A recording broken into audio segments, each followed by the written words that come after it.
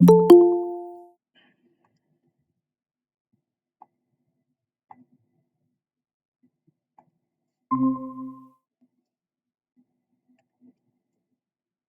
দেখো, রেকর্ডিং হচ্ছে দাদা? হ্যাঁ রেকর্ডিং করছি। আচ্ছা প্রথমে তোমাদের একটু বলে নিই, কেমিস্ট্রির যে পিডিএফ গুলো দিলাম সেই পিডিএফ গুলো দেখে তোমরা পড়তে থাকো, আমি সময় করে পড়িয়ে দিব।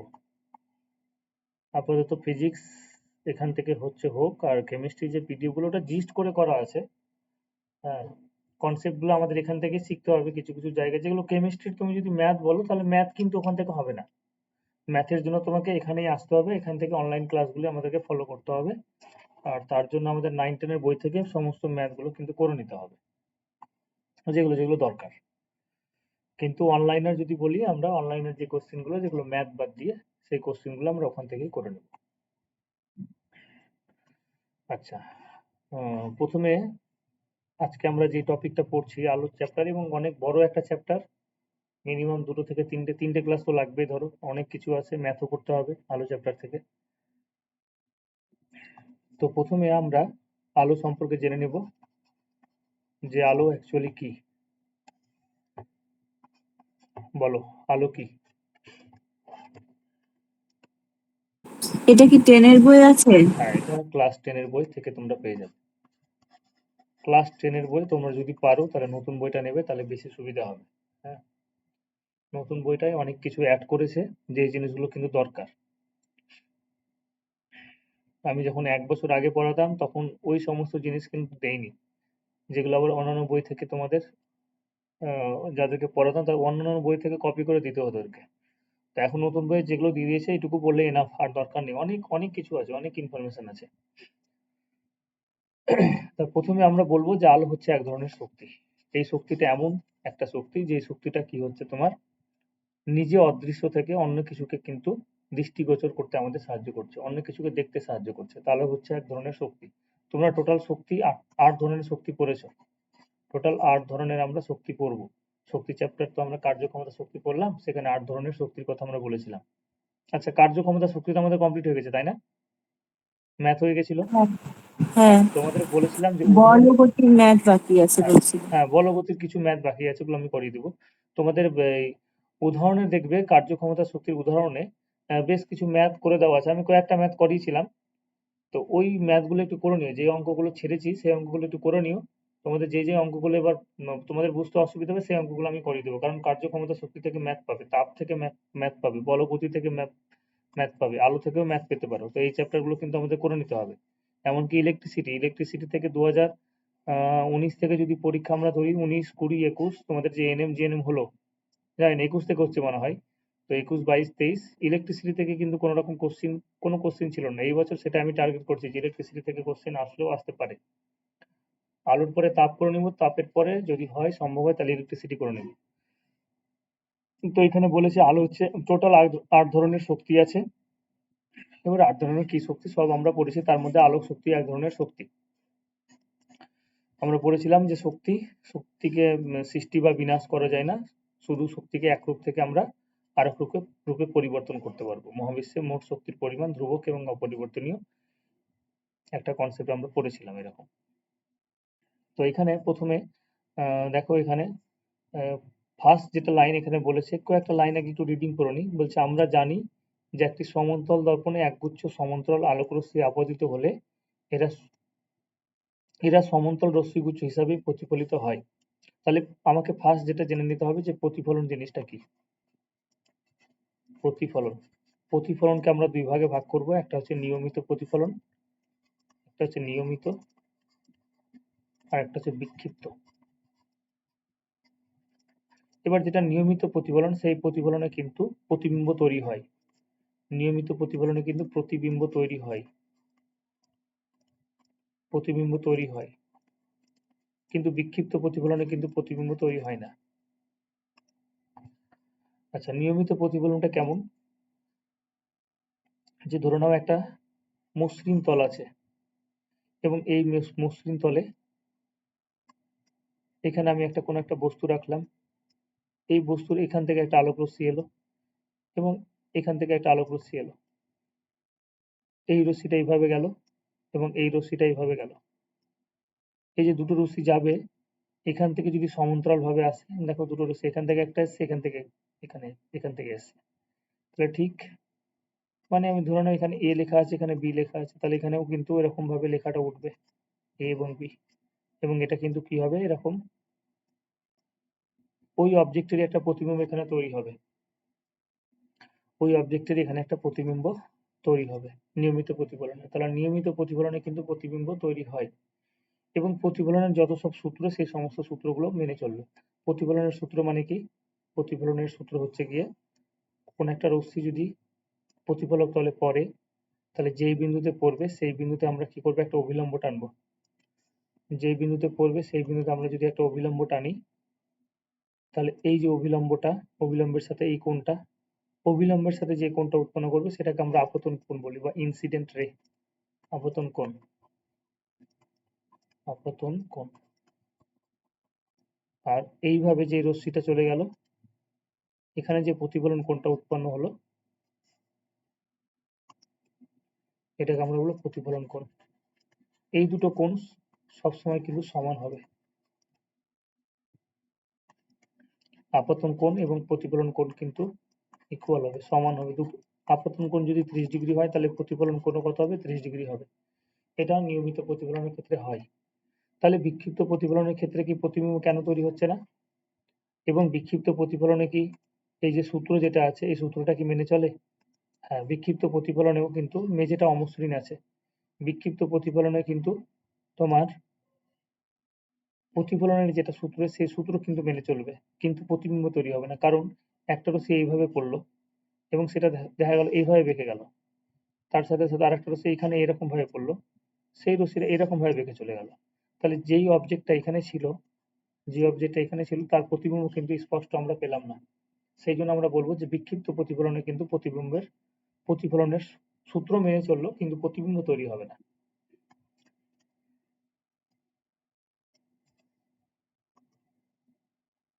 এখানে যদি আমরা একটা অভিলম্ব টানি তাহলে এখানে আপতন কোণ এবং প্রতিফলন কোণ সমান। এখানে যদি আমরা অভিলম্ব টানি তাহলে এখানেও আপতন কোণ এবং প্রতিফলন কোণ কিন্তু সমান, কিন্তু প্রতিবিম্ব তৈরি হচ্ছে না। তাহলে বিক্ষিপ্ত প্রতিফলনে কিন্তু প্রতিফলনের সূত্র মেনে চলে, কিন্তু সেক্ষেত্রে কি হবে না, তোমার প্রতিবিম্ব তৈরি হবে না। আচ্ছা,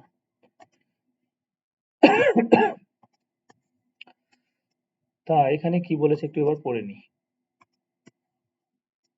তাহলে এখানে বললো এখানে তোমরা দেখো কি বলেছে যে আমরা জানি একটা সমতল দর্পণে একগুচ্ছ সমান্তরাল আলোক রশ্মি আপতিত হলে এটা সমান্তরাল রশ্মিগুচ্ছ হিসেবে প্রতিফলিত হয়, অর্থাৎ একটি সমতল দর্পণ সমান্তরাল আলোক রশ্মিগুচ্ছকে অভিসারী বা অপসারী রশ্মিতে পরিবর্তন না করে শুধুমাত্র এদের অভিমুখ পরিবর্তন করে। অন্যদিকে গোলীয় দর্পণ এবং গোলীয় দর্পণের ওপর আপতিত সমান্তরাল আলোক রশ্মিগুচ্ছকে অভিসিত বা অপসিত করে। এখানে যদি আমরা প্রথমে বলি, হয়তো পড়ে এখানে বুঝতে পারবে এটা কোনো কিছু কি বললো না বললো, আমরা তিন ধরনের মানে প্রতিফলক তল পেলাম। একটা হচ্ছে গিয়ে তোমার সমতল দর্পণ, সমতল, একটা হচ্ছে গিয়ে তোমার অবতল, আর একটা হচ্ছে উত্তল। সমতল দর্পণটা কেমন? নর্মাল যেটা দর্পণ একবারে এরকম ভাবে সমতল, একটা তল এরকম ভাবে এই পাশটা তোমার সিলভার ব্রোমাইডের আস্তরণ করা আছে। অবতল দর্পণটা কেমন? এরকম। আর উত্তল দর্পণটা কেমন হবে? এটা। তাহলে তিন ধরনের দর্পণ কিন্তু আমরা দেখতে পেলাম। তিন ধরনের দর্পণ আমরা দেখতে পেলাম। এবারে এই তিন ধরনের দর্পণ সম্পর্কে কিন্তু এখানে বলা হয়েছে। তিনটে দর্পণকে আমরা কিভাবে চিনবো সেটা আমরা পরে বলে দিচ্ছি। তিনটে দর্পণ সম্পর্কে এখানে বলা হয়েছে। তো এখানে কিছু জিনিস ওরা ইনফরমেশন দিয়েছে, এই ইনফরমেশন গুলো আগে দেখে নাও কি বলেছে। যে দর্পণকে আমরা প্রথমে আমরা এই তিনটে দর্পণকে কি করে চিনবো সেটা পরে বলে দিচ্ছি। দর্পণকে আমরা গোলীয় দর্পণকে কি করলাম, আমরা দুটো ভাগে ভাগ করলাম, যেটা বললাম তোমাদের। একটা হচ্ছে গিয়ে অভিসারী অপসারী, যেটা উপরে তোমরা পড়লে, সেই সম্পর্কে জিনিসগুলো আমরা আসবো, ছবি এঁকে বোঝাবো, অভিসারী অপসারী সবকিছু বলে দেবো। তাহলে দুটো দর্পণ পেলাম, একটা হচ্ছে অবতল দর্পণ, একটা হচ্ছে অবতল দর্পণ, একটা হচ্ছে উত্তল দর্পণ। এবার অবতল দর্পণ সম্পর্কে একটা জিনিস ইনফরমেশন লিখেছে, দেখো কি বলেছে যে অবতল দর্পণ হলো এমন এক প্রকার দর্পণ যার ভেতরের দিকে অর্থাৎ অবতল তলে আলোক রশ্মির প্রতিফলন ঘটে। তাহলে অবতল তল কোনটা? আমরা যদি একটা চামচ নিই তাহলে চামচের যেই পোর্শন দিয়ে আমরা খাই, এই যে হচ্ছে একটা চামচ, তাহলে চামচের যেই পোর্শন দিয়ে আমরা খাই এই পোর্শনটা হচ্ছে কি তোমার, এখানে আলোক রশ্মিটা কি হবে, প্রতিফলন হবে। এখানে আলোক রশ্মির প্রতিফলন হয়ে এই জায়গায় প্রতিফলন হয়ে আলোক রশ্মি এলো গেল, সেটা অন্য ব্যাপার। তাহলে এখানে প্রতিফলিত হয়ে প্রতিবিম্বটা তৈরি হবে। তাহলে এই তলটার কথা বলা হয়েছে, এই যে এই তলটা, এই পাশের তল কিন্তু না, এই পাশের তল কিন্তু না, এই পাশের তলে কিন্তু আলোক রশ্মি পড়বে না, সেই জন্য আমি এই পাশের তলটাকে ক্রস করে দিলাম। কারণ এই পাশের তলটাকে তোমার প্রলেপ দেওয়া থাকে সিলভার ব্রোমাইডের, তাহলে একটা তলে তোমার কি হবে, প্রতিফলন হবে। সেই জন্য বলেছে অবতল দর্পণ এমন এক প্রকার দর্পণ যার ভেতরের দিকে অর্থাৎ অবতল তলে আলোক রশ্মির প্রতিফলন ঘটে। তাহলে এটা হয়ে গেল অবতল দর্পণ। উত্তল দর্পণটা কি? যে উত্তল দর্পণ হলো এমন এক প্রকার দর্পণ যার বাইরের দিকে অর্থাৎ উত্তল তলে আলোক রশ্মির প্রতিফলন হয়। চামচের আরেকটা পোর্শন থাকে, যে পোর্শনটা এরকম থাকে, আমি এবার এইভাবে লিখছি, দেখাচ্ছি। এটা হচ্ছে চামচ, চামচের আরেকটা পোর্শন মানে এটা। এবার এই পার্শ্বের পোর্শনটাকে কিন্তু সিলভার ব্রোমাইড করা আছে, যেগুলোতে ক্রস দিলাম এই পার্শ্বের পোর্শনটা কিন্তু সিলভার ব্রোমাইডের দেওয়া আছে। তার মানে এই পাশের তলটাতে আলোক রশ্মি আসবে এবং প্রতিফলন হবে, প্রতিফলন হওয়ার পরে প্রতিবিম্ব তৈরি করবে। তাহলে এটা হয়ে গেল তোমার উত্তল, আর এটা হয়ে গেল তোমার অবতল। এটা হয়ে গেল উত্তল, এটা হয়ে গেল অবতল। এবং এর এই তলটাতে কিন্তু কি হবে, উত্তল তলে কি হবে, আলোক রশ্মির প্রতিফলন হবে। তাহলে উত্তল দর্পণ এই জন্য বলছি যে উত্তল তলে আলোক রশ্মির প্রতিফলন হচ্ছে, আর অবতল দর্পণ এই জন্য বলছি যে অবতল তলে এই জিনিসটা হচ্ছে, আলোক রশ্মির প্রতিফলন ঘটে। আচ্ছা, এখানে উদাহরণ দিয়ে দিয়েছে, এখানে কি কি উদাহরণ দিয়েছে, যে স্টিলের চামচ নাও, স্টিলের বাটি নাও ইত্যাদি মুখের সামনে ধরলে, তাহলে এগুলো সব উত্তল এবং অবতল দর্পণের কিন্তু কম্পাইল বলতে পারবো। তাহলে স্টিলের চামচ, স্টিলের বাটি এর মধ্যে উত্তল দর্পণ আছে এবং অবতল দর্পণও আছে, কারণ এখানে দেখবে যে তলটা মসৃণ হয় এবং এখানে আমরা যদি আমাদের মুখটার কাছাকাছি যদি নিয়ে আসি তাহলে সেক্ষেত্রে প্রতিবিম্বর কিন্তু হেরফের হয়। কিভাবে, দেখে নাও কি বলেছে। যে স্টিলের চামচ, স্টিলের বাটি ইত্যাদি আমাদের মুখের সামনে ধরলে এই গলীয় তলগুলিতে আমাদের প্রতিফলন ঘটে। এবার এখানে বলেছে একটা স্টিলের চামচের অবতল দিকের খুব কাছে মুখ যদি নিয়ে আসো, অবতল দিক মানে কোনটা আমি আরেকবার বলে দিচ্ছি, এটা হচ্ছে স্টিলের চামচের অবতল দিক। স্টিলের চামচের অবতল দিক হচ্ছে এটা। তাহলে এই অবতল দিকের খুব কাছে যদি আমি আমার মুখটাকে নিয়ে আসি তাহলে সেক্ষেত্রে বলেছে কি হবে, স্টিলের চামচের অবতল দিকের খুব কাছে মুখ নিয়ে আসলে মুখমণ্ডলের সোজা, ডিরেক্ট বলে, সোজা এবং বৃহৎ আকৃতির প্রতিবিম্ব দেখতে পাওয়া যায়। তাহলে এর কাছে যদি আমি মুখটাকে নিয়ে আসি, এই চামচের কাছাকাছি যদি আমার মুখ নিয়ে আসি তাহলে বড় আকৃতির আমি একটা সোজা আমার প্রতিবিম্ব দেখতে পাবো। চামচ থেকে যদি মুখটাকে এবার দূরে সরিয়ে নিয়ে যায় তাহলে প্রতিবিম্ব কি হয়ে যাবে, উল্টে যাবে বা অবশিষ্ট বা ছোট প্রতিবিম্ব তৈরি হয়ে যায়। এটা করে দেখবে বাড়িতে, যে যখন আমরা মুখটাকে কাছে নিয়ে আসবো আমার মুখটাকে, তখন সেক্ষেত্রে একটা বড় প্রতিবিম্ব পাবো, কিন্তু যখন আমরা মুখটাকে দূরে নিয়ে যাব তখন দেখবো স্টিলের চামচের ভেতরে যেটা প্রতিবিম্ব তৈরি হয়েছে সেটা তোমার কি হয়ে যাবে, তোমার প্রতিবিম্বটা উল্টো একটা প্রতিবিম্ব তৈরি হবে, অবশিষ্ট এবং ছোট। তাহলে প্রথমে যেটা প্রতিবিম্ব তৈরি হলো স্টিলের চামচের মধ্যে, কাছাকাছি নিয়ে এসেছিলাম এবং কাছাকাছি যখন নিয়ে এলাম তখন যেটা প্রতিবিম্ব তৈরি হলো সেটা সোজা তৈরি হয়েছে এবং বড় প্রতিবিম্ব তৈরি হয়েছে। কিন্তু যখন আমার মুখটা এই যে হচ্ছে মুখ, এই মুখটাকে যখন আমি দূরে সরিয়ে নিয়ে গেলাম তখন সেক্ষেত্রে প্রতিবিম্ব যেটা তৈরি হলো সেটা ছোট প্রতিবিম্ব তৈরি হলো এবং উল্টো প্রতিবিম্ব তৈরি হলো। তাহলে এগুলোর সমস্ত আমরা রশ্মিচিত্র আঁকবো, কেন হচ্ছে কি হচ্ছে এগুলো সব আমরা পাবো, এগুলো বৈশিষ্ট্যের মধ্যে পড়ে যাচ্ছে, অবতল দর্পণের সব বৈশিষ্ট্যের মধ্যে পড়ে যাচ্ছে। আচ্ছা, এবার এখানে একটা জিনিস বলেছে যে এবার চামচের উত্তল দিকের খুব কাছে, আচ্ছা খুব কাছে মুখের সামনে ধরলে মুখের সোজা সমশীর্ষ ছোট প্রতিবিম্ব দেখা যায় এবং ধীরে ধীরে চামচটি দূরে সরে নিয়ে গেলে প্রতিবিম্বটি সোজা হলেও দৈর্ঘ্য ক্রমশ কমে যেতে থাকে। তাহলে উত্তল যেটা দিক আছে সে উত্তল দিক সম্পর্কে বললাম, আমি এবার এটাকে জিস্ট করে বলছি, ছোট করে বলছি। এটা ছিল তোমার অবতল দর্পণ, আর এটা হচ্ছে কি তোমার উত্তল দর্পণ, এটা হচ্ছে কি তোমার সমতল দর্পণ। তাহলে তিনটে দর্পণকে কিভাবে চিনবো, এখান থেকে এই এক্সপেরিমেন্ট থেকে তুমি কিন্তু বলে দিতে পারবে কিভাবে। যে আমি এই তিনটে এখানে যদি আমি খুব কাছাকাছি যদি চলে আসি, এটা হচ্ছে আমার মুখ, তাহলে এর ভেতরে ধরে নাও একটা প্রতিবিম্ব তৈরি হচ্ছে। তাই আমি এই পাশে ছবিটা আঁকছি, এই পাশে ছবিটা আঁকছি। যেই প্রতিবিম্বটা তৈরি হলো সেটা কেমন হবে, বড় প্রতিবিম্ব তৈরি হয়েছে এবং সোজা প্রতিবিম্ব তৈরি হয়েছে, বড় সোজা অবতল দর্পণের ক্ষেত্রে। মানে অবতল দর্পণের কাছে যদি আমি একটা আঙুল নিয়ে আসি আমার, তাহলে সেক্ষেত্রে আঙুলটা বড় হবে এবং সোজা হবে, ঠিক আছে। বেশ, উত্তল দর্পণ যেটা আছে, সেই উত্তল দর্পণের কাছে যদি এবার আমি খুব কাছে যদি আসি, তাহলে উত্তল দর্পণের ক্ষেত্রে সব সময় প্রতিবিম্ব কি হবে, ছোট হবে। সব সময় প্রতিবিম্ব কিন্তু ছোট হবে, প্রতিবিম্ব কি হয়ে যাবে, ছোট হয়ে যাবে। এই হচ্ছে প্রতিবিম্ব। এবং যদি দূরে সরে যায়, যদি দূরে সরে যায় এদিকে, তাহলে আরো ছোট প্রতিবিম্ব তৈরি হবে। তাহলে ছোট তো এমনি নর্মালি যদি কাছে নিয়ে আসে তাহলে ছোট প্রতিবিম্ব তৈরি হচ্ছে, কিন্তু যদি দূরে সরে নিয়ে যায় তাহলে সেক্ষেত্রে কি হয়ে যাবে, আরো ছোট প্রতিবিম্ব তৈরি হবে। কিন্তু অবতল দর্পণের ক্ষেত্রে কি হচ্ছিল, যখন আমি দূরে সরে যাব তখন তখন আমার যেটা প্রতিবিম্ব তৈরি হবে সেটা কি হয়ে যাবে, উল্টে যাবে এবং ছোট হবে, উল্টে যাবে এবং ছোট হবে। কিন্তু উত্তল দর্পণের ক্ষেত্রে কি, যে কাছে নিয়ে আসলেও সোজা, দূরে নিয়ে গেলেও সোজা, কিন্তু সেক্ষেত্রে প্রতিবিম্বটা কাছে নিয়ে আসলে যতটা ছোট হবে, দূরে নিয়ে গেলে তার থেকে আরো বেশি ছোট হবে। সেই জন্য পাশাপাশি এরকম ভাবে দুটো ছবি আঁকলাম।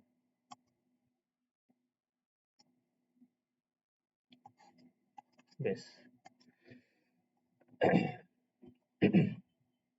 তাহলে এখানে কি হচ্ছে, ছোট। তাহলে এখানে সব ক্ষেত্রে বলতে পারবো ছোট এবং সোজা, কিন্তু এখানে কন্ডিশন ছোট এবং সোজা। কিন্তু এখানে কি হয়েছিল, প্রতিবিম্ব কেমন হয়েছিল, বড় হয়েছিল একবার এবং একবার ছোট হয়েছিল, বড় এবং ছোট হয়েছিল, সোজা এবং উল্টো হয়েছিল, ঠিক আছে, দুটো। কিন্তু আমরা যদি কাছের ক্ষেত্রে বলি, তাহলে কাছের ক্ষেত্রে এখানে কি হয়েছিল, বড় হয়েছিল এবং সোজা হয়েছিল। এখানেও কি হয়েছিল, কাছের ক্ষেত্রে কি হয়েছিল, ছোট হয়েছিল এবং সোজা হয়েছিল। কিন্তু সমতল দর্পণে তুমি যেখানেই থাকো না কেন, সমতল দর্পণে তুমি একটা অবজেক্টকে তুমি যদি কাছাকাছি রাখো, তাহলে এখানকার হাইটের সাথে এখানকার হাইট মিলে যাবে, সেম হবে, সেম হাইট হবে। তাহলে এই এই যে উদাহরণ, এই বৈশিষ্ট্য থেকে আমরা তিনটে দর্পণকে কিন্তু আলাদা করতে পারবো। আর একবার বলে দিচ্ছি কি করে। সমতল দর্পণে তুমি যদি দর্পণের কাছাকাছি আসো, তাহলে বস্তু হাইট এবং প্রতিবিম্বর হাইট কি হবে, সেম হবে, সোজা হবে, সোজা হবে এবং কি হবে, সেম হবে, একই হাইট হবে, উচ্চতা সেম হবে, বড় ছোট হবে না, সেম হবে। উত্তল দর্পণে কি হচ্ছে, যে আমরা যদি কাছাকাছি নিয়ে আসি দর্পণের, তাহলে সেক্ষেত্রে কি হয়ে যাবে, ছোট হয়ে যাবে এবং সোজা প্রতিবিম্ব। অবতল দর্পণের ক্ষেত্রে কি হচ্ছে, কাছাকাছি যদি নিয়ে আসি দর্পণের, তাহলে সেক্ষেত্রে কি হয়ে যাবে, বড় হয়ে যাবে। তাহলে এই তিনটে কন্ডিশন দেখে আমরা বলতে পারবো যে কোনটা উত্তল দর্পণ, কোনটা অবতল দর্পণ, কোনটা হচ্ছে কি তোমার সমতল দর্পণ। বোঝা গেল, বলো।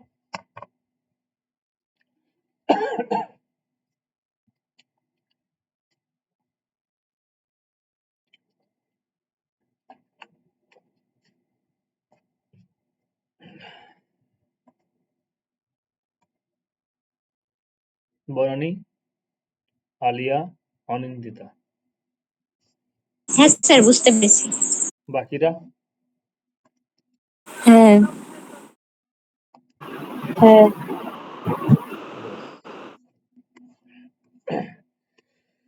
বেশ, তাহলে এইটুকু আমাদের মোটামুটি পড়া শেষ। আমরা এগুলো আবার পরে ছবি আঁকবো, আরো ডিটেলসে হয়ে যাবে তখন। এখন জাস্ট যেটুকু ছিল সেটুকু বললাম। এবার দেখো কি বলেছে।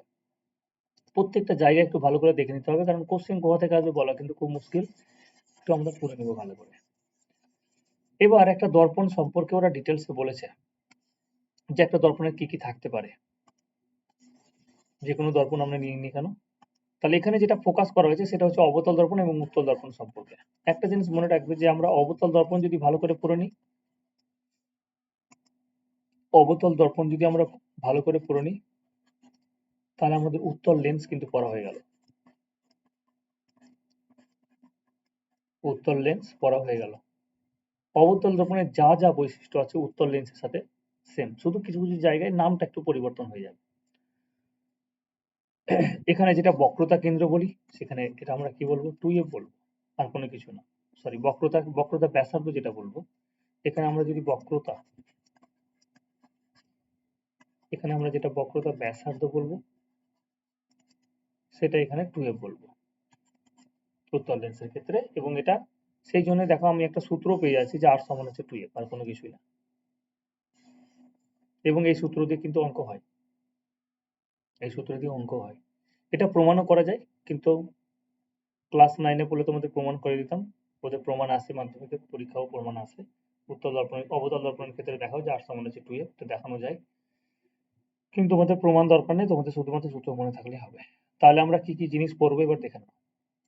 যে আমরা অবতল দর্পণ যেটা বলছি, এই যে অবতল দর্পণটা আমরা পেয়েছি, একটা অবতল দর্পণ আমরা কি করে পাচ্ছি দেখো। এই ছিল একটা বৃত্ত, এই ছিল একটা সম্পূর্ণ বৃত্ত। এই বৃত্তটাকে, এই বৃত্তটার যদি আমরা কোন একটা পোর্শনকে কেটে নিই, আমি এইটুকু পোর্শন কেটে নিলাম, এই বৃত্তের এইটুকু পোর্শন আমি কেটে নিলাম, তাহলে এই যে এই পোর্শনটুকু, এটাই হয়ে গেল একটা দর্পণ। এবং এই দর্পণে কি করলো, একটা সাইড আমি কোটিং করে দিলাম, এই সাইডটা ধরে নাও, এই সাইডটা আমি কি করলাম, সিলভার ব্রোমাইড দিয়ে আমি এই সাইডটা, এই সাইডে লাইট রে পড়লে কোনো রকমের প্রতিফলন হবে না। তাহলে এই দর্পণটার নামই আমি দিয়ে দিলাম হচ্ছে গিয়ে তোমার অবতল দর্পণ। বেশ, অবতল দর্পণ আমাদের হয়ে গেল। তাহলে বৃত্তের যেহেতু একটা কেন্দ্র থাকে, এই কেন্দ্রকে আমরা কি বলেছি, একটা বৃত্তের কেন্দ্র বলেছি, তাহলে আমরা দর্পণের ক্ষেত্রে কি বলবো, এটা হচ্ছে বক্রতা কেন্দ্র। তাহলে একটা বৃত্তের যেটা কেন্দ্র হবে সেটাকে আমরা বক্রতা কেন্দ্র বলবো, যেটা সি দিয়ে লেখা হয়, কারণ সি মানে হচ্ছে সেন্টার অফ কার্ভেচার, সি মানে হচ্ছে সেন্টার অফ কার্ভেচার, সেই জন্য এটাকে আমরা বলবো বক্রতা কেন্দ্র। তাহলে একটা অবতল দর্পণ যেই বৃত্তের, একটা অবতল দর্পণ হচ্ছে যেই বৃত্তের, না আমি ভুল বলছি, দাঁড়াও এক মিনিট। বক্রতা কেন্দ্র কি বলছে, কোন গলি দর্পণ যে গোলকের অংশ তার কেন্দ্রকে বক্রতা কেন্দ্র বলে। কোন একটা গলি দর্পণ যে গোলকের অংশ, সেটা উত্তল হোক অথবা অবতল হোক, সেটা উত্তল হোক অথবা অবতল হোক, কোন গলি দর্পণ যে গোলকের অংশ তার কেন্দ্রকে আমরা কি বলবো, বক্রতা কেন্দ্র বলবো, বা ইংরেজিতে বলে সেন্টার অফ কার্ভেচার। তাহলে সি হলো centre of curvature. Next C বলেছে বক্রতা ব্যাসার্ধ। একটা গলি দর্পণ যে গোলকের অংশ তার ব্যাসার্ধকে আমরা বলবো বক্রতা ব্যাসার্ধ। তাহলে ব্যাসার্ধ কোনটা হবে, এইখান থেকে এইটুকু হলো ব্যাসার্ধ, ঠিক আছে, এটা হলো ব্যাসার্ধ। এইখানে যে বিন্দুটা আছে, এইখানে একটা বিন্দু আছে, ঠিক আছে, এই বিন্দুটাকে আমি পি দিয়ে লিখলাম, পোল, ঠিক আছে, মেরু। কেন বললাম পি, বক্রতা ব্যাসার্ধ অনেকগুলো হবে, এটাও বক্রতা ব্যাসার্ধ, এটাও বক্রতা ব্যাসার্ধ, এটাও বক্রতা ব্যাসার্ধ, সবগুলোর দৈর্ঘ্যই কিন্তু আর, কিন্তু আমি এই মেরুর সাথে যুক্ত করলাম। মেরুটা কি, মেরুটা হচ্ছে গিয়ে একটা গলি দর্পণ এম, ধরে নাও এম, এম ড্যাশ হচ্ছে একটা গলি দর্পণ, এম, এম ড্যাশ। তাহলে এই গলি দর্পণে একটা মিডিল পয়েন্ট আছে, যেটা হচ্ছে মেরু, একবারে যেটা মধ্যবিন্দু হবে সেটা হচ্ছে কি মেরু। তাহলে মেরুর সাথে সি বিন্দু আমি যুক্ত করেছি, তাহলে এটা হয়ে গেল বক্রতা ব্যাসার্ধ। তুমি যে কোনো বিন্দু নিয়ে, এই দর্পণের উপর যে কোনো বিন্দু নিয়ে সি এর সাথে যদি যুক্ত করো, তাহলে এটাই বক্রতা ব্যাসার্ধ হয়ে যাবে। তাহলে আমাকে সেই জন্যই বলেছে যে গলি দর্পণ যে গোলকের অংশ তার ব্যাসার্ধকে আমরা বক্রতা ব্যাসার্ধ বলবো, এবং এটাকে আমরা আর দিয়ে চিহ্নিত করব। বেশ, এরপরে কি বলেছে দেখে নাও। তাহলে সেটা উত্তল হোক অবতল হোক একই ব্যাপার। উত্তল হলে কি হবে, এরকম হয়ে যাবে। তাহলে এখান থেকে এটা হয়ে গেল ব্যাসার্ধ, এটা হয়ে গেল সেন্টার অফ কার্ভেচার, এটা হয়ে গেল তোমার দর্পণটা এম, এম ড্যাশ।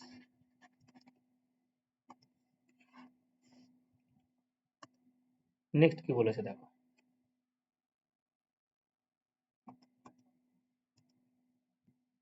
আর কি কি জিনিস আছে। মেরু কি বলেছে, মেরু বলেছে কোনো অবতল দর্পণ, কোনো অবতল দর্পণ বা উত্তল দর্পণকে, উত্তল দর্পণের প্রতিফলক, আচ্ছা, প্রতিফলক তলের মধ্যবিন্দুকে মেরু বলে। কোনো অবতল বা উত্তল দর্পণের প্রতিফলক তলের মধ্যবিন্দুকে আমরা মেরু বলবো।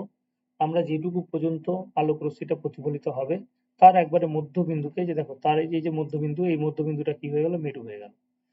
একটা দর্পণ, এই হচ্ছে একটা দর্পণ, তাহলে এই দর্পণের একবারে যদি মধ্যবিন্দু নিই তাহলে এটা কি হয়ে যাবে, মেরু হয়ে যাবে, যেটাকে আমরা পোল দিয়ে রিপ্রেজেন্ট করতে পারবো, পি।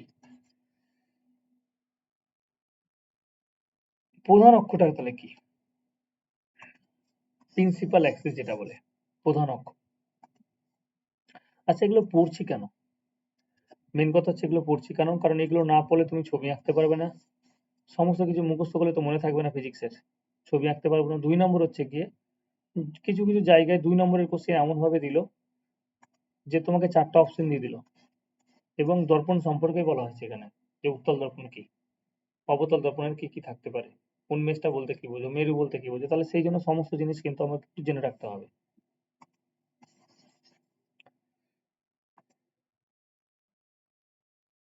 তাহলে এই ছিল তোমার অবতল দর্পণ, বা এই হলো উত্তল দর্পণ। তাহলে অবতল দর্পণের আমরা যদি মেরু নিই, মধ্যবিন্দুটা এবং বক্রতা কেন্দ্র সি, সি এবং পি বিন্দুটাকে যদি যুক্ত করে দাও এবং যুক্ত করে যদি বর্ধিত করে দাও, তাহলে যে সরলরেখাটা পাওয়া যাবে সেটাকে আমরা বলবো প্রধান অক্ষ, প্রিন্সিপাল অ্যাক্সিস, প্রধান অক্ষ। আচ্ছা, এবার অ্যাপারচার কি বলেছে দেখো, উন্মেষ।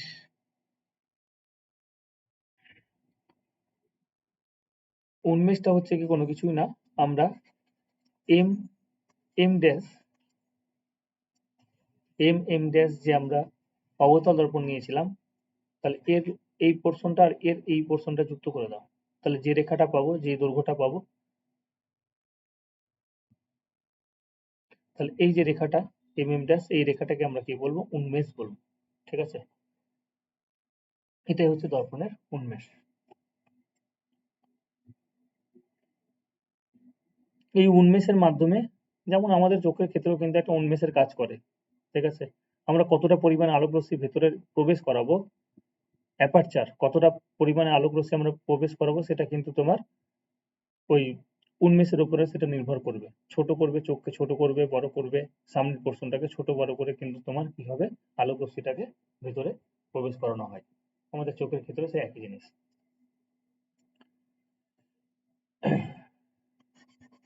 আচ্ছা, এখানে কি বলেছে দেখো, এবার আমরা গলি দর্পণের কি বলেছে প্রতিফলন সম্পর্কে আগে জেনে নেব। এইটুকু পর্যন্ত কারো কোনো জিজ্ঞাসা আছে?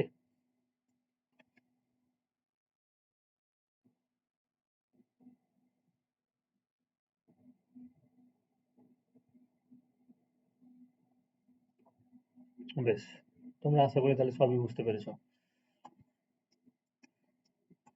এবার এখানে কিছু জিনিস বলেছে, যে জিনিসগুলো তোমরা পড়ে নিবে, আমরা একবারে ডিরেক্টলি চলে আসবো অবতল দর্পণের মুখ্য ফোকাস সম্পর্কে জেনে নেব। মুখ্য ফোকাসটা কি, অবতল দর্পণ হোক অথবা উত্তল দর্পণ হোক, ওই মুখ্য ফোকাস কিন্তু প্রত্যেকের একটা থাকবে। ফোকাস, ফোকাস জিনিসটা কি, তাহলে এই হচ্ছে একটা অবতল দর্পণ,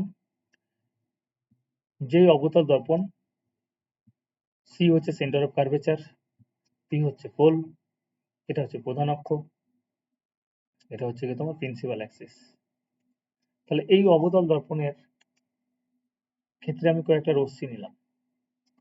এই রশ্মিগুলো কেমন, এই যে রশ্মিগুলো টানা হয়েছে, এই রশ্মিগুলো হচ্ছে প্রধান অক্ষের সাথে সমান্তরাল। প্রধান অক্ষ তো আমরা জানি, এই যে অক্ষটা, এই অক্ষর সাথে কিন্তু এটা সমান্তরাল। যতগুলো রশ্মি নিয়েছি, কোন একটা জায়গা থেকে ধরো এই রশ্মিগুলো আসছে, যে রশ্মিগুলো কিন্তু প্রধান অক্ষের সাথে সমান্তরাল। তাহলে প্রধান অক্ষের সাথে সমান্তরাল রশ্মিগুলো কি হবে, এই দর্পণের একটা নির্দিষ্ট বিন্দু দিয়ে যাবে, এই দর্পণের একটা নির্দিষ্ট বিন্দু দিয়ে যাবে। এই যে নির্দিষ্ট বিন্দুটা, যেই বিন্দু দিয়ে প্রধান অক্ষের সাথে সমান্তরাল রশ্মিগুলো একটা নির্দিষ্ট বিন্দু দিয়ে গেল, সেই বিন্দুটাকে আমরা বলবো মুখ্য ফোকাস। ঠিক আছে,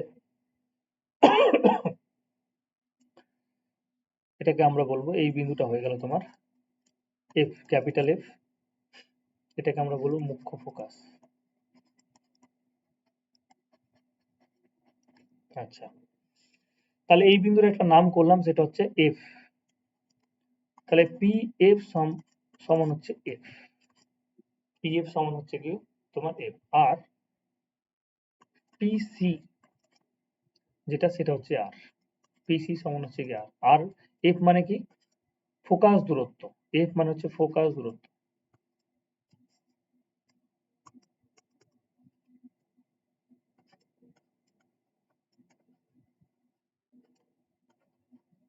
ফোকাস দূরত্ব। আর মানে কি? আর মানে হচ্ছে বক্রতা ব্যাসার্ধ। বক্রতা ব্যাসার্ধ। তাহলে এই দুটোর মধ্যে একটা সম্পর্ক আছে কি, যে আর যেটা আছে সেটা হচ্ছে গিয়ে এফ প্লাস এফ মানে 2f। এর মধ্যে একটা সম্পর্ক আছে যে আর যে দূরত্বে আছে এবং এফ দূরত্ব যে দূরত্বে আছে, পোল থেকে এফ এর দূরত্ব এবং পোল থেকে সি এর দূরত্ব, এটা হচ্ছে গিয়ে পোল থেকে যেটা সি এর দূরত্ব সেটা এফ এর দূরত্বের হচ্ছে দ্বিগুণ। সেই জন্য আর সমান আমরা 2f, এটা প্রমাণ করা যায়। তাহলে মুখ্য ফোকাস তো আমরা পেয়ে গেলাম, ঠিক আছে। এবার এখানে ছবি আঁকার ক্ষেত্রে আমি কয়েকটা জিনিস একটু বলি, যে আমরা যে ফোকাস বিন্দুটা পেলাম, এই যে ফোকাস বিন্দুটা আমরা পেলাম, এই যে রশ্মিগুলো এসে একটা বিন্দুতে মিলিত হলো, রশ্মিগুলো এরকম ভাবে এসে একটা পয়েন্টে মিলিত হচ্ছে, এই রশ্মিটাকে আমরা বলবো অভিসারী রশ্মি।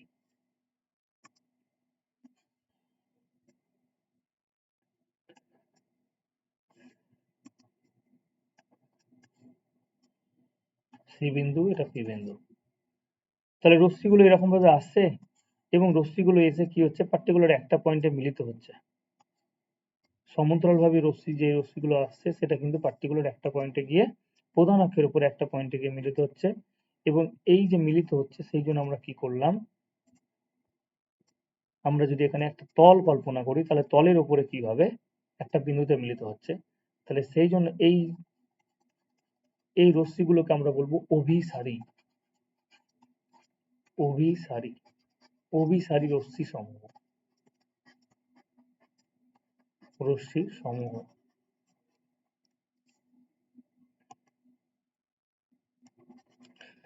অভিসারী রশ্মি সমূহ, অভিসারী মানে একটা বিন্দুতে গিয়ে মিলিত হয়ে যাওয়া, প্রত্যেকটা রশ্মি আসবে এবং একটা পয়েন্টে গিয়ে কি হয়ে যাবে, মিলিত হয়ে যাবে। তাহলে এটাকে আমরা কি বলবো, অভিসারী রশ্মি বলবো। তাহলে অপসারী মানে কি, এখানে কি প্রতিফলনের সূত্র ভ্যালিড হচ্ছে, এই যে আমরা রশ্মিটা টানলাম এবং একটা তলে পড়ে সেই রশ্মিটা প্রতিফলিত হয়ে প্রধান অক্ষের উপরে একটা বিন্দু দিয়ে, নির্দিষ্ট বিন্দু দিয়ে যাচ্ছে, তাহলে এক্ষেত্রে কি প্রতিফলনের সূত্র অ্যাপ্লাই হচ্ছে? হ্যাঁ, এক্ষেত্রে প্রতিফলনের সূত্র অ্যাপ্লাই হচ্ছে। এবার সেই জিনিসটাকে আমি এখানে দেখিয়ে দিচ্ছি তোমাদের, দেখো।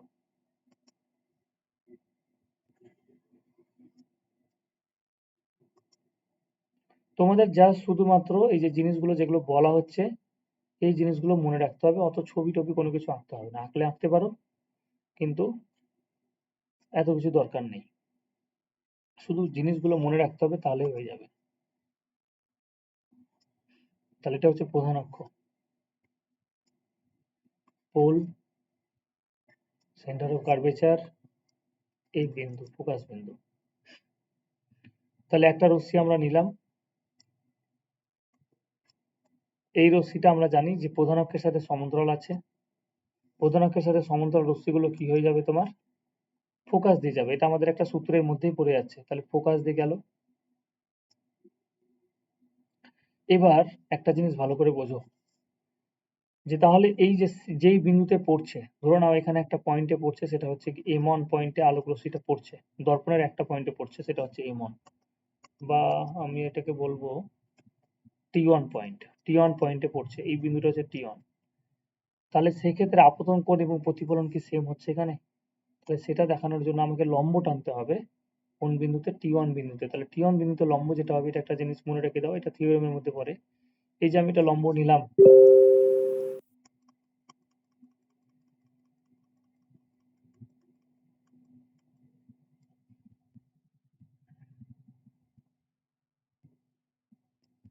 এই যে আমি লম্বটা নিলাম, এই লম্বটা কিন্তু এটা কিন্তু লম্ব হবে। এবার কেন হবে, এর কিন্তু প্রপার্টি আছে।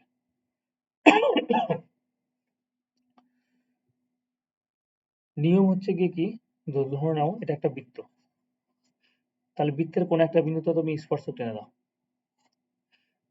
এবং সেটা কেন্দ্রের সাথে ওই বিন্দুটাকে মিলিয়ে দাও, তাহলে এটা সবসময় কি হয়, লম্ব হয়।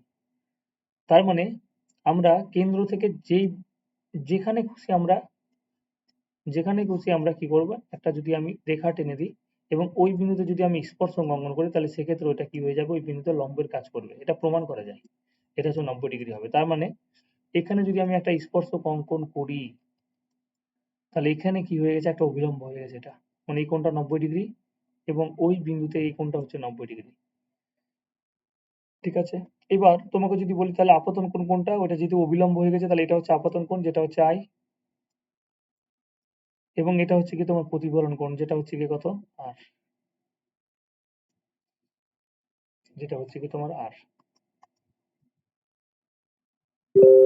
আপতন কোণ এবং প্রতিফলন কোণ। তাহলে এখানে আমি যেটা এঁকেছি, তাহলে আমরা সি বিন্দুর সাথে ওই দর্পণের কোনো বিন্দু যদি আমরা মিলিত করি, তাহলে সেক্ষেত্রে সেটা সবসময় কি হয়ে যাবে, তোমার অভিলম্বের কাজ করবে।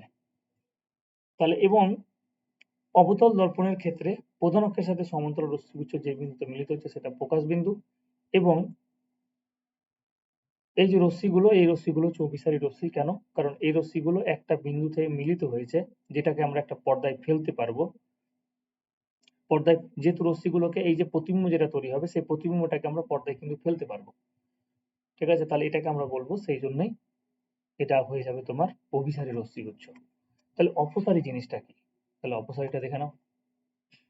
এটা হচ্ছে কি একটা দর্পণ, এবং এই দর্পণটা হচ্ছে উত্তল দর্পণ। তাহলে এই পোর্শনটা কিন্তু কি হচ্ছে, এই পাশে যেটা পোর্শন সেটা কিন্তু তোমার সিলভার ব্রোমাইডের একটা প্রলেপ করা আছে, কারণ এই পাশের পোর্শনে কোনো রকম রশ্মি আসলে সেটা কিন্তু তোমার প্রতিফলিত হবে না এই পোর্শনে। তাহলে এটা হয়ে গেল তোমার প্রধান অক্ষ, এটা আমরা পেয়ে গেলাম প্রধান অক্ষ। তাহলে প্রধান অক্ষের সাথে সমান্তরাল আমি কিছু রশ্মি নেব। তাহলে এইদিকে দেখো, গোলকটা যদি কমপ্লিট করি তাহলে এইদিকে কমপ্লিট হবে। তাহলে যেহেতু এই গোলকটা এইদিকে কমপ্লিট হচ্ছে, তাহলে আমরা সবকিছু এইদিকে নেব। সবকিছু এদিকে নেব মানে যেখানে তোমার কি হয়ে যাবে, এখানে কোনো একটা জায়গায় বক্রতার কেন্দ্র থাকবে, এখানে কোনো একটা জায়গায় কি থাকবে, ফোকাস থাকবে, কোনো একটা জায়গায় এখানে ফোকাস থাকবে, ফোকাস বিন্দু, বক্রতা কেন্দ্র। আচ্ছা, একটা আলোক রশ্মি এভাবে সোজা এলো।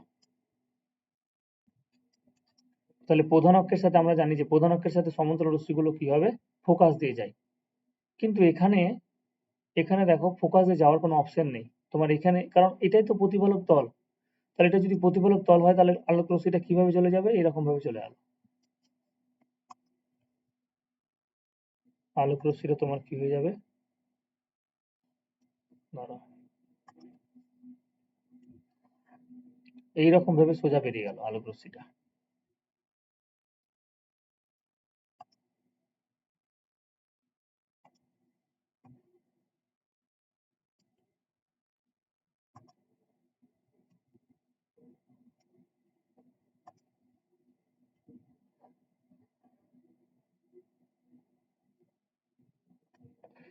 আলোক রশ্মিটা এরকম ভাবে কিন্তু বেরিয়ে চলে গেল।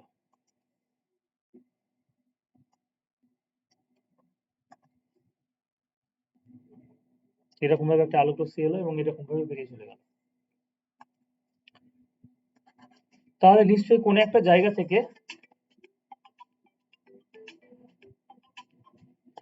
হ্যাঁ বলো। না, মেসেজে এসছে, আমি ওটা দিয়েই তো দেখলাম। আমার 22 তারিখ। ও, তাহলে তো তোমাদের কনফার্ম পেলে।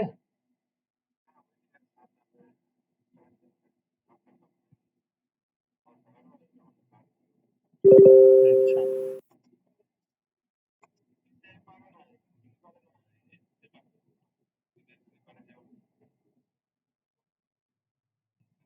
ও আমি আমি ওইদিকে তোমার স্লিপারে যাওয়ারটা স্লিপারে কেটেছি, ভোর 4টায় ট্রেন, ব্রহ্মপুত্র।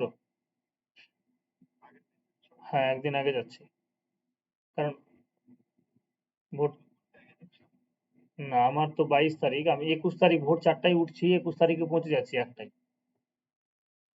হুম। ঠিক আছে, তুমি কালকে এসো, কালকে কথা বলে, এখন তো ক্লাস করাচ্ছি। হুম, ঠিক আছে। হুম, তোমার এজটা একবার তুমি দেখিও, তোমারটা হয়তো হলেও হতে পারে, আমার তো তোমার কত আছে,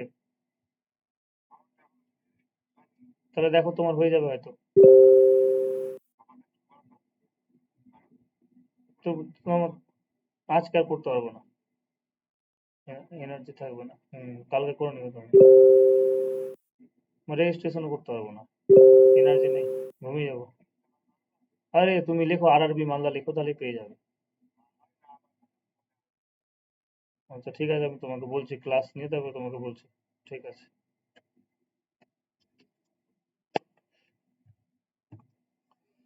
আচ্ছা তাহলে কি পেলাম দেখো। তাহলে একটা আলোক রশ্মি এরকম ভাবে প্রতিফলন হয়ে গেল, আমি বললাম তাহলে এখানে এখানে আমরা কিভাবে অভিসারী রশ্মি কেন হচ্ছে এখানে।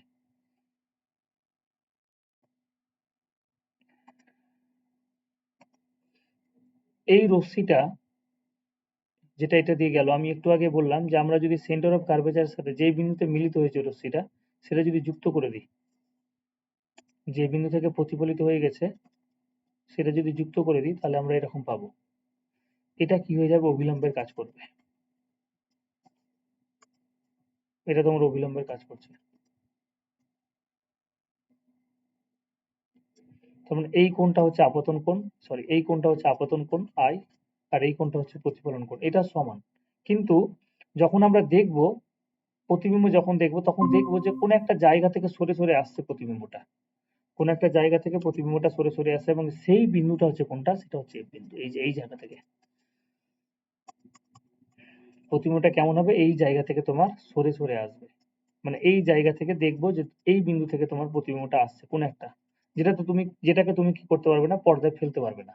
তাহলে সেটা এটা কি হয়ে যাবে, এই যে প্রতিবিম্ব এই পাশে যেটা হয়েছিল, এখানে যেটা প্রতিবিম্ব তৈরি হয়েছিল, সেই প্রতিবিম্বটাকে কিন্তু আমি পর্দায় ফেলতে পেরেছি।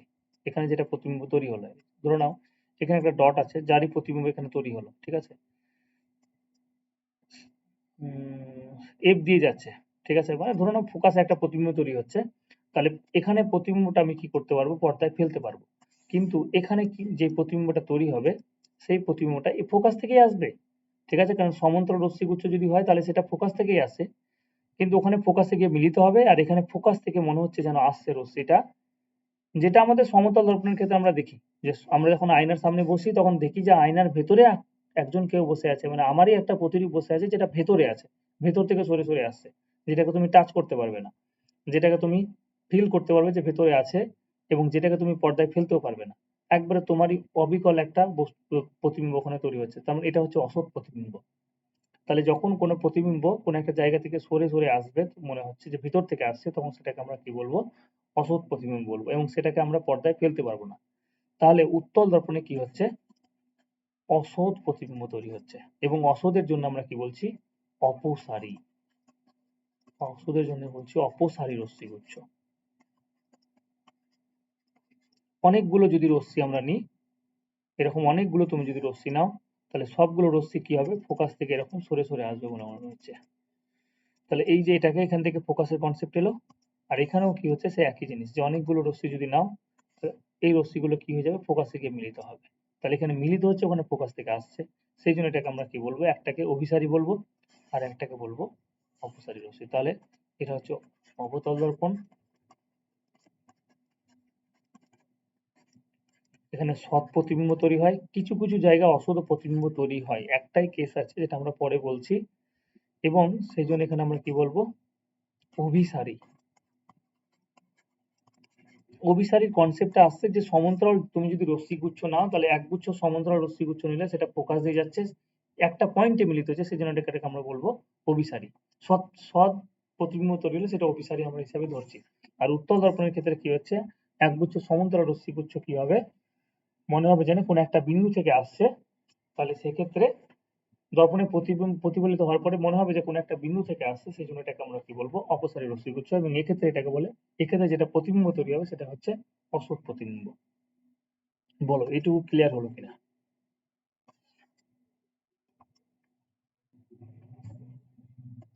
লাইট বোঝা যাচ্ছে, বনানী, আলিয়া, না কঠিন মনে হচ্ছে প্রচুর।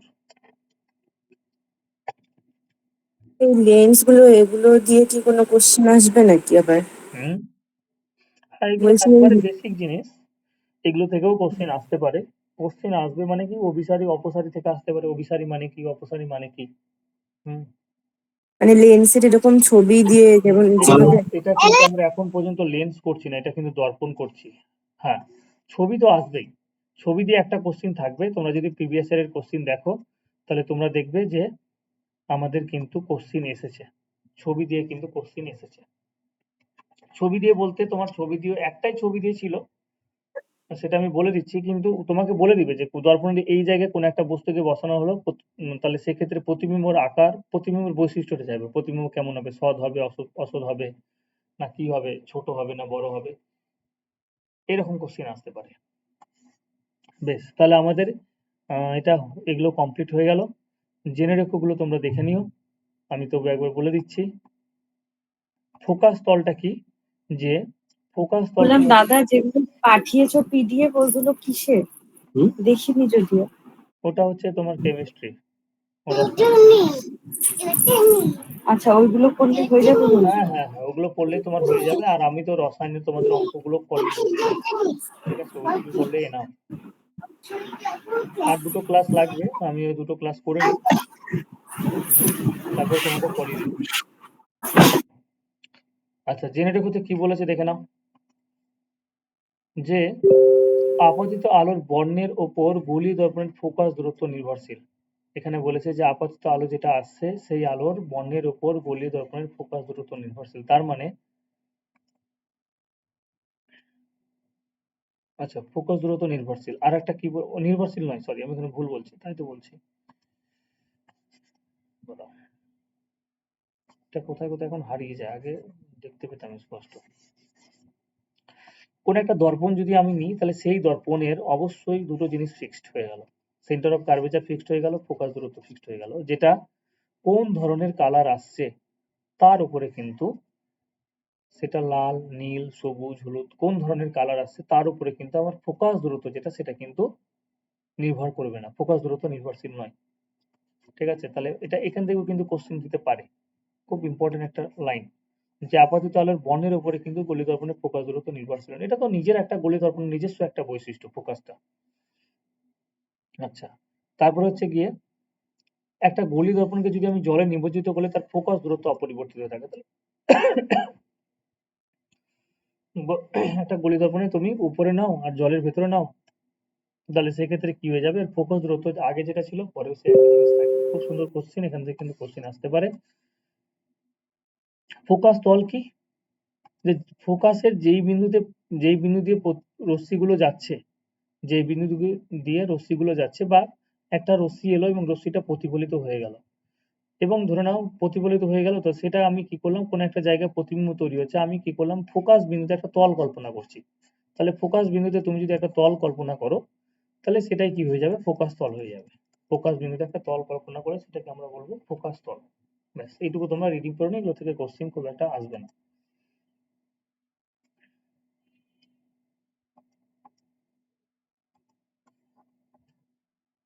আচ্ছা, ফোকাস দৈর্ঘ্য আমরা পড়ে নিয়েছি, ঠিক আছে, পিএফ মানে মেরু থেকে তোমার ফোকাস পর্যন্ত যেটা দূরত্ব সেটাকে আমরা ফোকাস দূরত্ব বলবো, এটা আমরা অলরেডি পড়ে নিয়েছি।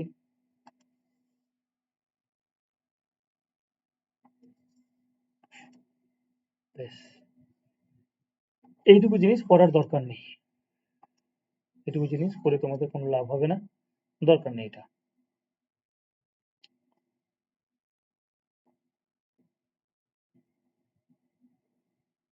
আচ্ছা, এখানে অপসারী অভিসারী সম্পর্কে একটা জিনিস বলেছে, যেটা আমি বললাম তোমাদের, ঠিক আছে, এটা অলরেডি আমরা পড়ে নিয়েছি।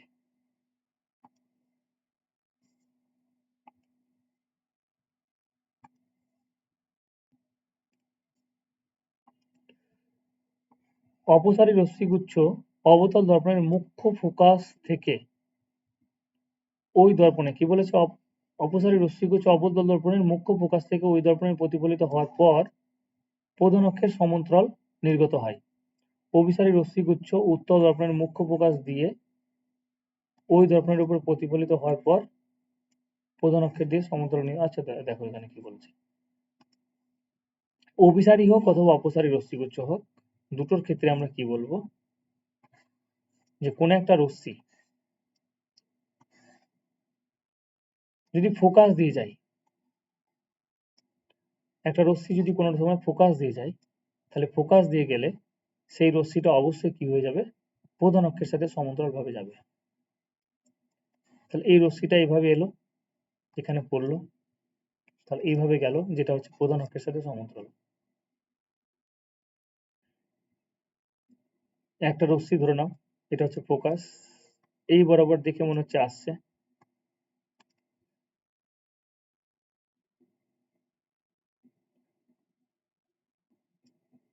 তাহলে সেটাও যখন প্রতিফলিত হবে তখন কি হবে, প্রধান অক্ষের সাথে সমান্তরালভাবে প্রতিফলিত হবে। এই বরাবর দেখে দেখে মনে হবে যে ফোকাস দিয়ে যাচ্ছে, তাহলে সেটাও কি হবে, প্রতিফলিত হওয়ার পর তোমার প্রধান অক্ষের সাথে সমান্তরালভাবে প্রতিফলিত হবে। তাহলে মেন কথা হচ্ছে ফোকাস দিয়ে যদি কোনো রশ্মি যায় তাহলে সেটা কি হয়ে যাবে, প্রধান অক্ষের সাথে সমান্তরালভাবে যাবে। প্রথমে একটা কন্ডিশন বলেছিলাম, কি বলেছিলাম, যে একটা সমান্তরাল রশ্মিগুচ্ছ যদি হয়, প্রধান অক্ষের সাথে সমান্তরাল রশ্মিগুচ্ছ প্রতিফলিত হওয়ার পরে ফোকাস দিয়ে যাবে, আর একটা রশ্মি যদি ফোকাস দিয়ে যায় তাহলে সেটা কি হয়ে যাবে, তোমার প্রধান অক্ষের সাথে সমান্তরালভাবে নির্গত হবে। আরেকবার বলছি দেখো, সেটা উত্তল হোক অথবা অবতল হোক, যদি প্রধান অক্ষের সাথে সমান্তরালভাবে যায় একটা রশ্মি, তাহলে সেটা কি হবে, ফোকাস দিয়ে যাবে। একটা রশ্মি যদি ফোকাস দিয়ে যায় তাহলে সেটা অবশ্যই কি হবে, প্রধান অক্ষের সাথে সমান্তরালভাবে নির্গত হবে। উল্টোটাও সত্য। তোমরা পরেরটা এটা পড়বে যে জানলার প্রতিবিম্ব কি করে তৈরি হচ্ছে, দরকার নেই এগুলো যদিও। বেশ, আমরা এবার চলে আসবো, এখানে কিছু রশ্মি চিত্র আছে, রশ্মি চিত্রগুলো একটু দেখে নিই।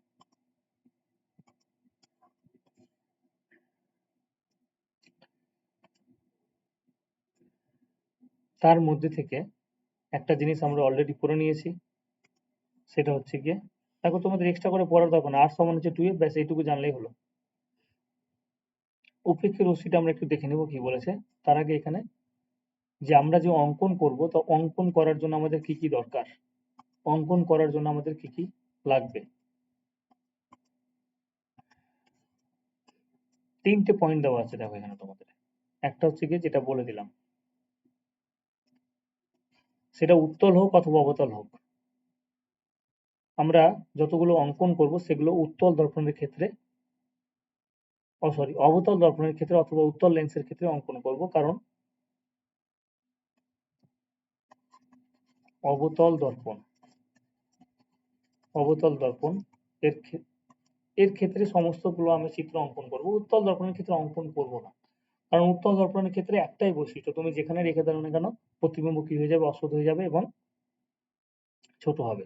তাহলে সেই জন্য আমরা উত্তল দর্পণ নিয়ে আমাদের কোনো একটা মাথা ব্যথা নেই, আমাদের হচ্ছে কি অবতল দর্পণ নিয়ে কিন্তু আমাদের ভালো করে জানতে হবে। অবতল দর্পণে অনেকগুলো বৈশিষ্ট্য আছে। তাহলে প্রথম ক্ষেত্রে ছবি আঁকার জন্য একটা কন্ডিশন বলেছে, যে 1 নম্বরে আমাকে বলেছে যে যদি প্রধান অক্ষের সাথে সমান্তরালভাবে রশ্মি যায় তাহলে সেটা একটা বিন্দু দিয়ে যাবে, সেই বিন্দুটাকে আমরা ফোকাস বলছি। বা প্রধান অক্ষের সাথে সমান্তরাল যদি হয় তাহলে সেটা অবশ্যই কি হয়ে যাবে, ফোকাস দিয়ে যাবে। 2 নম্বর কি, 2 নম্বর হচ্ছে গিয়ে কোন একটা রশ্মি অবতল দর্পণের ক্ষেত্রে যদি ফোকাস দিয়ে যায়, এটা হচ্ছে ফোকাস বিন্দু, এটা হচ্ছে সেন্টার অফ কার্ভেচার, এটা হচ্ছে পোল পি, এটা হচ্ছে ফোকাস। তাহলে কোন একটা রশ্মি যদি ফোকাস দিয়ে যায় তাহলে সেটা অবশ্যই কি হয়ে যাবে, প্রতিফলিত হওয়ার পরে প্রধান অক্ষের সাথে সমান্তরালভাবে প্রতিফলিত হবে। তাহলে এটার সাথে কি হয়ে গেল, সমান্তরাল। এটা 2 নম্বর। 3 নম্বর কি, 3 নম্বরটাও খুব ইম্পর্টেন্ট। দেখো যে এগুলো মনে রাখতে হবে কিন্তু, কারণ এগুলো থেকে ডিরেক্টলি কোশ্চেন আসতে পারে। আর একটা বললাম যে একটা আলোক রশ্মি যদি বক্রতা কেন্দ্র দিয়ে যায়, বক্রতা কেন্দ্র হচ্ছে এটা, একটা তো ফোকাস দিয়ে পাঠালাম, একটা হচ্ছে বক্রতা কেন্দ্র, তাহলে হয় আলোক রশ্মিটা এইভাবে যাবে, আর নাহলে আলোক রশ্মিটা এইভাবে যেতে পারে, আলোক রশ্মিটা এইভাবে যেতে পারে।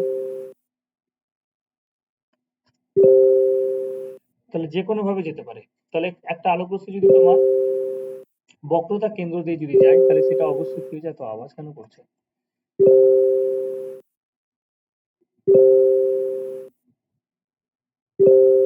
আচ্ছা যাই হোক,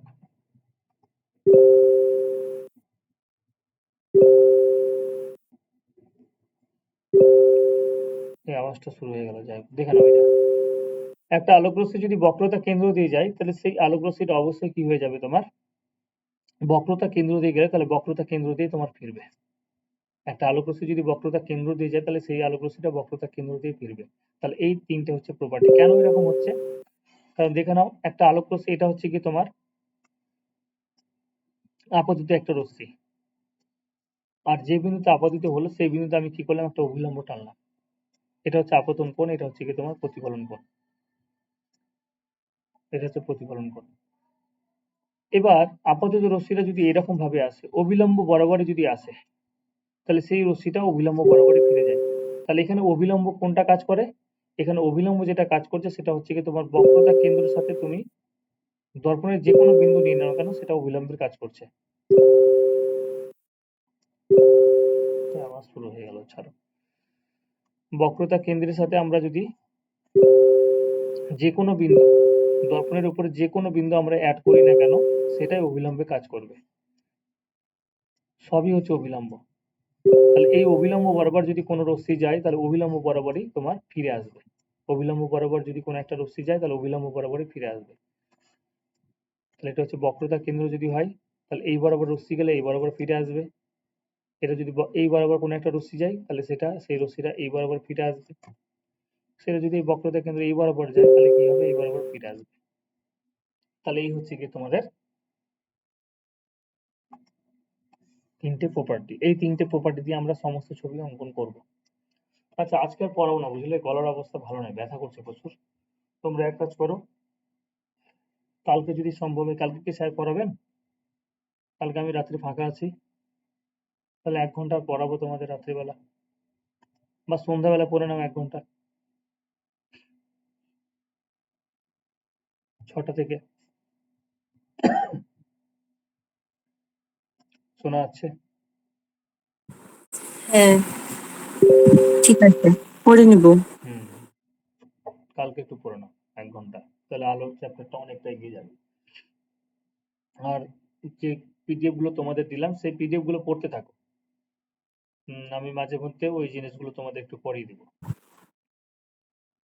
ঠিক আছে, আজকে তাহলে এটুকুই ছাড়ি।